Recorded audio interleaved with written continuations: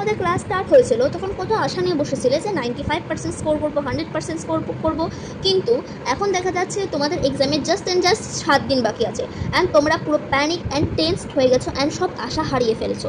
তো যদি তোমাদের সঙ্গে এগুলো হয়ে থাকে then this video is just for you and this is a blessing for you.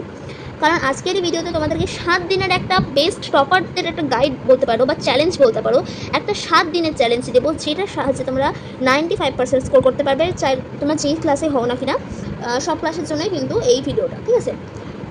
তো এটা হচ্ছে আমি আমার অনুযায়ী বলেছি, মানে আমার সাবজেক্ট অনুযায়ী বলেছি, তো তোমরা নিজেদের সাবজেক্ট অনুযায়ী হচ্ছে নিজে এগুলোকে মেনটেন করে নেবে। দেখো ফার্স্টে ডে 1-এ আসছি আমরা। ডে 1-এ আমরা কী করবো, রিমেনিং চ্যাপ্টার, কোনো যদি রিমেনিং চ্যাপ্টার থাকে তোমাদের যে চ্যাপ্টারটা কমপ্লিট হয়নি সেই চ্যাপ্টারটাকে আমরা ডে 1-এ করবো। আর এই ভিডিওতে মেনলি আমি রিভিশনের ব্যাপারটাই বলবো, মানে আগে থেকে তোমাদের যদি চ্যাপ্টার কমপ্লিট হয়ে থাকে দেন এই ভিডিওটা তোমাদের জন্য, আর যদি না হয়ে থাকে দেন আমি তোমাদের জন্য আরেকটা ভিডিও বানাবো, কমেন্টে জানিয়ে দেবে। তো ডে 1-এ এখানে আমি রেখেছি যদি কোনো চ্যাপ্টার হয় যে কমপ্লিট হয়নি এখনও বাকি আছে তো ওটাকে করবে।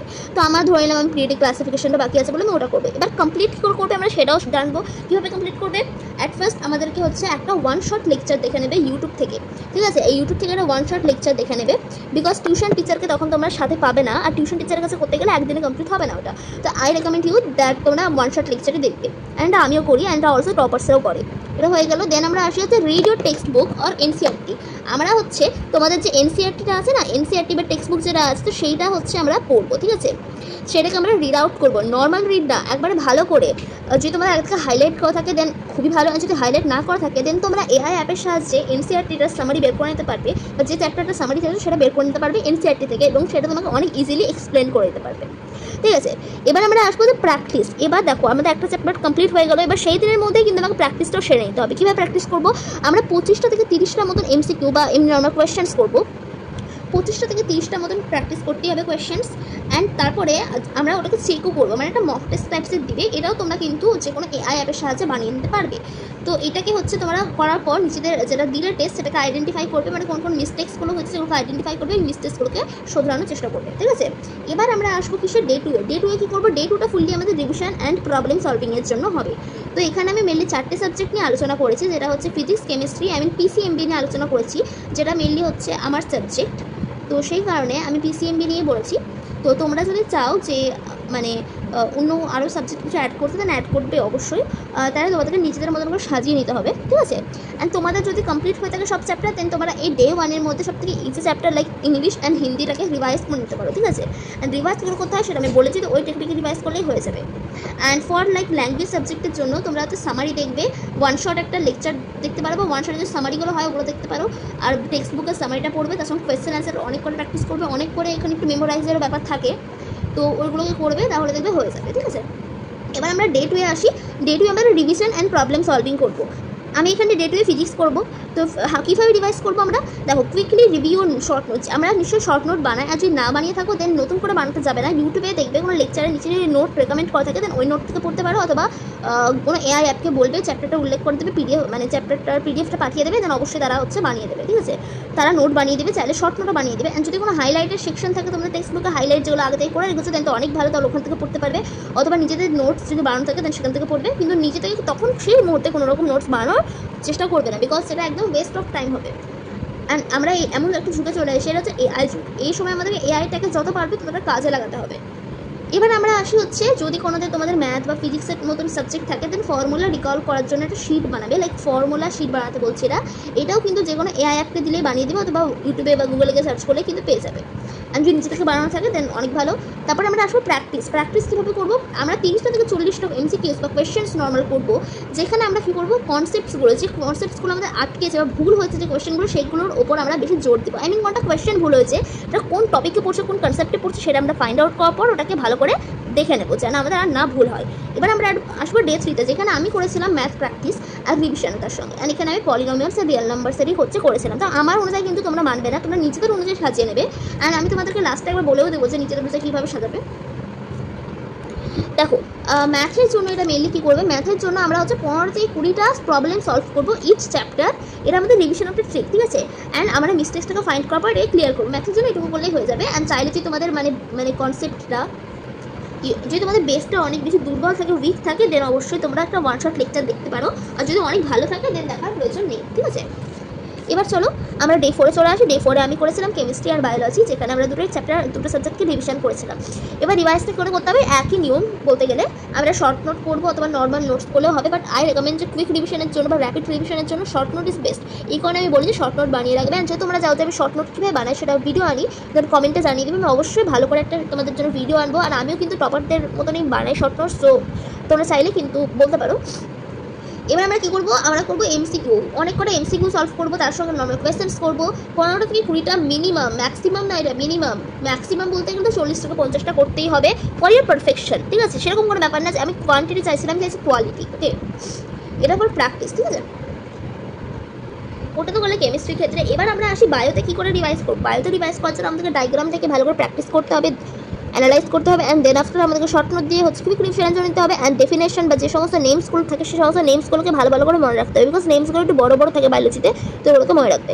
অ্যান্ড প্র্যাকটিসের ক্ষেত্রে এখানেও তাই, মিনিমাম এখানে হচ্ছে মিনিমাম আমি লিখে দিচ্ছি, মিনিমাম হচ্ছে আমাদের 15টা থেকে 20টা কিন্তু এমসিকিউ বা কোয়েশ্চেন্স করতেই হবে। আমি এমসিকিউ লিখেছি না আমার ক্ষেত্রে, বাট তোমাদের ক্ষেত্রে এমসিকিউ কোয়েশ্চেন সব কিছু করবে, বিকজ তোমাদের সব কিছুই আসবে। এবার আমরা আসবো ডে 5-এ, যেখানে আমরা অনলি আমি তোমাদের একটা কথা বলে দিই, ওটা শুরুতে বলা উচিত ছিল, যে আমরা ডে 5 থেকে ডে 7 পর্যন্ত টাইমটাকে রাখবো মক টেস্ট রিভিশন, ফুল রিভিশনের জন্য। সেই সময় কোনো রকমের চ্যাপ্টার বা কোনো রকম সাবজেক্ট উল্লেখ করে করবো না, সব সাবজেক্টই করবো। তো এই কারণে ডে 4 পর্যন্ত, ডে 1 টু ডে 4 পর্যন্ত, বা দিলাম যে তোমাদের চ্যাপ্টার যে বাকি থাকে দেন ডে 5 পর্যন্ত, তো ডে 1 টু ডে 5 পর্যন্ত আমাদেরকে চ্যাপ্টারগুলোকে সব চ্যাপ্টার সব সাবজেক্টের কমপ্লিট করে নিতে হবে। এবার সেই অনুযায়ী তোমাদেরকে সাজাতেও হবে, তো সাজানোটা আমি নিশ্চয়ই বলে দেবো তোমাদেরকে লাস্টে। দেখো ডে 5-এ আমরা মক টেস্ট দিব, যেখানে আমরা প্র্যাকটিস করবো 25টা থেকে 30টা কোয়েশ্চেন্স, আর আমরা হচ্ছে মোস্ট চ্যালেঞ্জিং সাবজেক্ট বা চ্যাপ্টারের বেশি বেশি করে কোয়েশ্চেন প্র্যাকটিস করবো। এবার আমরা হচ্ছে আমি বললাম যে এআই অ্যাপের সাহায্যে মক টেস্টগুলোকে বানাবে, ইউজিং হচ্ছে এআই অ্যাপসগুলোকে আমরা ইউজ করবো, দিয়ে হচ্ছে আমাদের জন্য মক টেস্ট তৈরি করাবো তাদেরকে দিয়ে। নিচে থেকে বানাতে যাবে না, এক্সট্রা টাইম ওয়েস্ট হবে। আর এই সময় টাইম ওয়েস্টটাকে এড়িয়ে যেতে হবে, ডিস্ট্রাকশনটাকে যতটা পারবে এড়াতে হবে, বিকজ ডিস্ট্রাকশন থাকলে এই 7 দিনের মধ্যে তোমরা স্কোর করতে পারবে না, সিধা বাত। আর মক টেস্টটা কী করে দেবে, টাইমার দিয়ে দিবে, যেন তোমরা ডিস্ট্রাক্টেড না হওয়ার। এটা এন্টায়ার সিলেবাস দেবে, মানে একটা চ্যাপ্টার সাবজেক্ট নিলাম কেমিস্ট্রি যতগুলো চ্যাপ্টার আছে সব চ্যাপ্টারে একবার নিলাম মক টেস্ট, ঠিক আছে? এভাবে মানে একটা সাবজেক্টের ক্ষেত্রে তোমরা 3 থেকে 4 বার করে মক টেস্ট নেওয়ার চেষ্টা করবে, এটা ম্যাক্সিমাম বললাম। আর মিনিমামের ক্ষেত্রে 2 থেকে 3 বার তো নেবেই, তার থেকে কমানো যাবে না, বিকজ ফার্স্ট বারে যতটা ভুল হবে নেক্সট বারে নিশ্চয়ই তার থেকে কম হবে, তাহলে আমরা বুঝতে পারবো যে এক্সামে কত পাবো। এবার আমাদের টেস্টটা দেওয়ার পর, মানে যে টেস্টটা দিলাম আমরা মক টেস্টটা দেওয়ার পর আমাদের মিস্টেক্সগুলো অ্যানালাইজ করবো, অ্যান্ড হচ্ছে আমরা সেগুলোকে কারণ কেন হয়েছে ভুলটা সেটা আমরা দেখবো। এবার ডে 6-এ একই, রিভাইজ অল দ্য সাবজেক্ট, 30 থেকে 40টা কোয়েশ্চেন অবশ্যই করবে ইচ সাবজেক্ট অ্যান্ড চ্যাপ্টারের জন্য, আর মক টেস্ট তো দিবেই, কন্টিনিউ করবে মক টেস্টটাকে, and find your mistakes and clear all your doubts. যত ডাউটস আছে, যদি কোনো ডাউটস থাকে দেন অবশ্যই যে টিচারের কাছে তোমরা পড়ো বা অনলাইনে করো, অবশ্যই ডাউট ক্লিয়ার করবে, বিকজ তারা তোমাদেরকে অবশ্যই মেন্টর করবে, হেল্প করবে এক্সামের আগে, অ্যান্ড অনলি সবসময় করবে। এবার আমরা আসি ডে 7-এ, যেখানে আমরা ফাইনাল মক টেস্ট, যেখানে এটা হচ্ছে আমাদের ফাইনাল, ঠিক আছে? মানে এক্সাম ধরো কালকে, অ্যান্ড এটা হচ্ছে আগের দিন, যেটা আমরা ফাইনাল মক টেস্ট দিব কিসের, যে সাবজেক্টটা তোমাদের পরের দিন আছে। আমি ধরলাম পরের দিন তোমাদের বায়োলজি আছে, সো বায়োলজির আমরা ফুললি মক টেস্ট দেবো। এটা হচ্ছে আমাদের ফাইনাল, যে আমরা বুঝতে পারবো যে কতটা পাবো আমরা নাম্বার। আর এখানে আমরা র্যাপিড রিভিশন করবো, ঠিক আছে? অ্যান্ড আমরা এখানে কোনো রকম নিউ থিংস করবো না, যত ওল্ড থিংস করছি সেগুলোকেই রিভাইজ করবো। অ্যান্ড সব থেকে ব্যাপার যেটা এক্সামের টাইমে আমরা কী করি, আমরা হচ্ছে প্রপার স্লিপ নিই না, মিনিমাম 6 থেকে 7 ঘন্টা নিতে হবে, ম্যাক্সিমাম 7 থেকে 8 ঘন্টা। I recommend new to 6 to 7 hours নিলেই হয়ে যাবে, ঠিক আছে? এক্সামের টাইমে, আর অন্য সময় 7 থেকে 8 ঘন্টা নিতেই হবে। এটা হচ্ছে আমাদের ওয়েল রেস্টেড মাইন্ডের জন্য, বিকজ ওয়েল রেস্টেড মাইন্ড না হলে পারফর্ম বেস্ট করবে না। অ্যান্ড এটা হলো আমাদের ফাইনাল টপারদের টিপস, যেটা তোমাদেরকে আমি দিব এখন। তার আগে বলে দিই, এই ভিডিওটাকে যদি ভালো লাগে দেন অবশ্যই সাবস্ক্রাইব করে দেবে অ্যান্ড পাশে থাকবে। দেখো ফাইনাল টপার টিপস কি, don't just read, practice more. শুধু পড়বে না, প্র্যাকটিস করবে বেশি। আর এখানে practice MCQs and analyse your errors, যেগুলো ভুল হচ্ছে সেগুলো কী করবে, এমসিকিউ বললে অল কোয়েশ্চেন, ঠিক আছে? এখানে কোয়েশ্চেনটাকে আমি অ্যাড করে দিচ্ছি, কোনটা আমি কোয়েশ্চেন অ্যাড করে নিই, আমি এমসিকিউ করেছি, এটা বললাম যে আমার জন্য করেছিলাম, তো আমি ভাবলাম যে তোমাদের জন্য, আর তোমাদেরকে এটা শেয়ার করে দিই। তো after giving mock test, attack your weakest topics with hyper focus MCQ practice. Mock test দেওয়ার পর যেগুলো ভুল হচ্ছে সেগুলোকে ঠিক করবে, ওর উপরে বেশি জোর দেবে। Practice solving MCQ under strict time limits, মানে টাইম লিমিট দিবে, টাইমার দিবে, সেই টাইমারের মধ্যে তোমাকে করতে হবে, এরকম একটা টেন্ডেন্সি রাখবে। তারপরে হচ্ছে মেক আ মিস্টেক নোটবুক, একটা মিস্টেক নোটবুক যেখানে তোমার যদি আগে থেকে থাকে দেন ভালো, যদি না থাকে দেন তোমরা বানাতে পারো ওই ডে 1 to 7-এর মধ্যে, যেখানে তোমরা যে সমস্ত মানে এমসিকিউগুলো করলে, তো এমসিকিউ করলে এর জন্য তোমাদেরকে আমার মনে হয় যে নোট কীভাবে বানাতে হয় সেই ভিডিওটা যেটা বানিয়েছিলাম সেটা দেখলেই হয়ে যাবে, ঠিক আছে? তো এমসিকিউ বা পিআইকিউ যেখানে করো সেখানে যেগুলো ভুল হয়েছে সেগুলো হচ্ছে তোমরা মার্ক করে রাখবে, একটা স্পেসিফিক পেন স্পেসিফিক কালারতে মার্ক করে রাখবে, এবং সেটাকে হচ্ছে তোমরা এক্সামের টাইমে বেশি দেখে যাবে, ঠিক আছে। এখানেও তাই লিখেছি, দেখে নাও। এবার তোমাদেরকে আসি যে কীভাবে হচ্ছে তোমরা তোমাদের সাবজেক্টটাকে পড়বে। দেখো ডে 1-এ আমি তোমাদেরকে বলে দিই, ডে 1-এ করবো আমরা easy subject which is Hindi and English, ঠিক আছে। হিন্দি অ্যান্ড ইংলিশ করবো আমরা। যদি হিন্দির বদলে বেঙ্গলি থাকে তাহলে বেঙ্গলি, অ্যান্ড সংস্কৃত থাকলে সংস্কৃত, আর যে দুটোই থাকে বেঙ্গলি, হিন্দি, সংস্কৃত, ইংলিশ, দেন দুটোকে একসঙ্গে করবে। এখানে ক্ষেত্রে এই দুটো যদি তোমাদের নতুন চ্যাপ্টার থাকে তো চ্যাপ্টারের ক্ষেত্রে এটা করবে, রিভিশনের ক্ষেত্রে এটা করবে।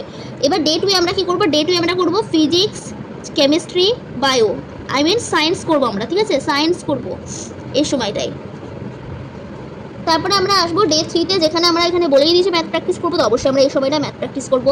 অ্যান্ড তারপর আমাদের কি সাবজেক্ট আসছে, তারপর আমাদের সাবজেক্ট আসছে হচ্ছে অ্যান্ড এখানে বলতে ডে 1 একটু বেশি চাপ হয়ে গেছে, তো আই থিঙ্ক যে ডে 1-এ তোমাদের হিন্দি অ্যান্ড সংস্কৃত থাকলে সংস্কৃত আর বেঙ্গলি করবে, ঠিক আছে।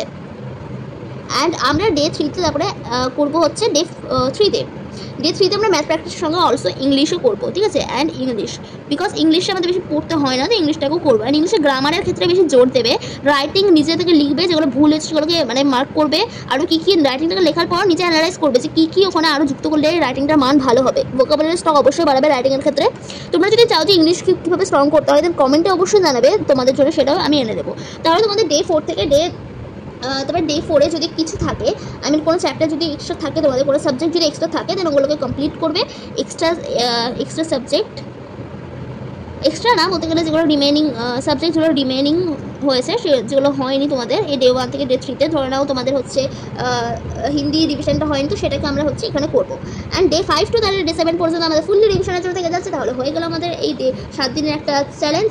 তো এই চ্যালেঞ্জটাকে যদি নিয়ে থাকো দেন কমেন্টে অবশ্যই জানাবে যে I will take this 7 days challenge. And তারপরে 7 দিন পর এক্সামের পর হচ্ছে তোমরা আমায় কমেন্টে জানাবে যে তোমরা কি এতে একটু হলেও কি তোমরা একটু মানে ফায়দা পেয়েছো, দেন কমেন্টে জানাবে অবশ্যই। So this is for today's video and bye.